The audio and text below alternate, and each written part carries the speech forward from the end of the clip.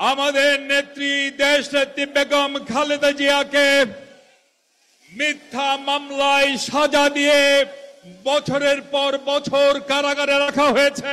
আমরা রক্ত দিয়েছি, আমরা জীবন দিয়েছি, আমরা গুম হয়েছি। আমরা কেন সব করেছি? আমরা জানতাম না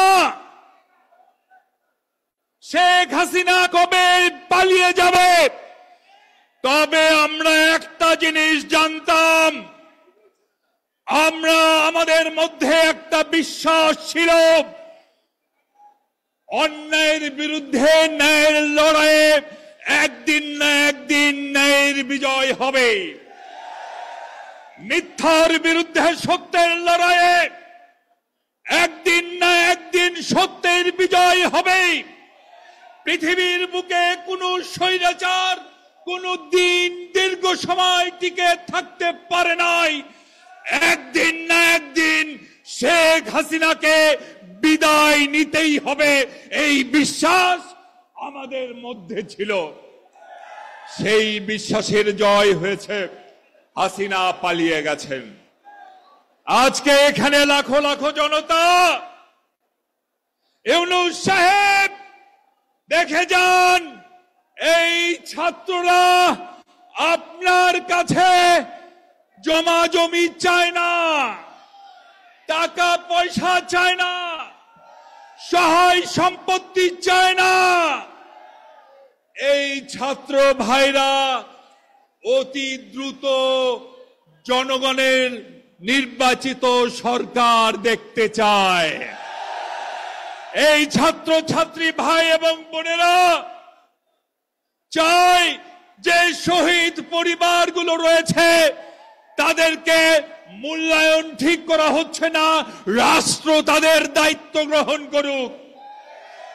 এই ছাত্র ছাত্রীরা চায় যারা আমাদের ভাইদের হত্যা করেছে, যারা আমাদের বোনদের হত্যা করেছে, যারা আমাদের গুম করেছে, তাদের বিচার বাংলাদেশের মাটিতে হতে হবে। শেখ হাসিনা বহু মানুষকে হত্যা করেছেন 16-17 বছরে।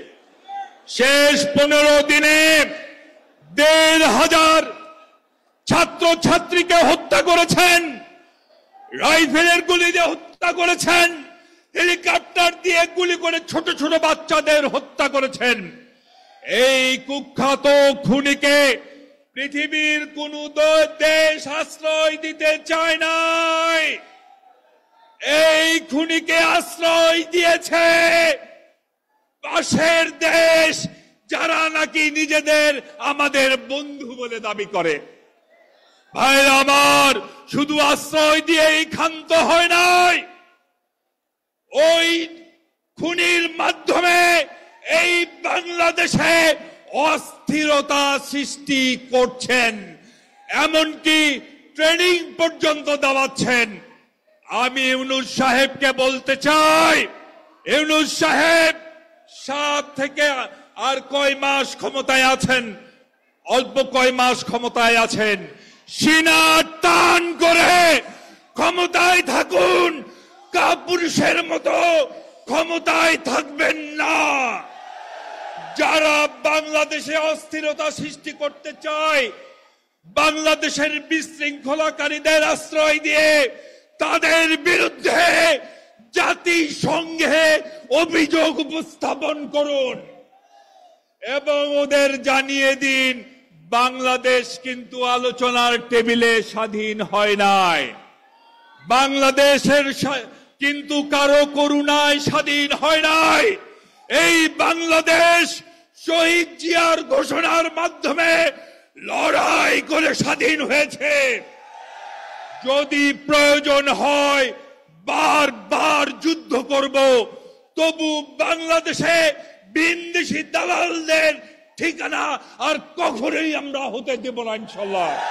শহীদ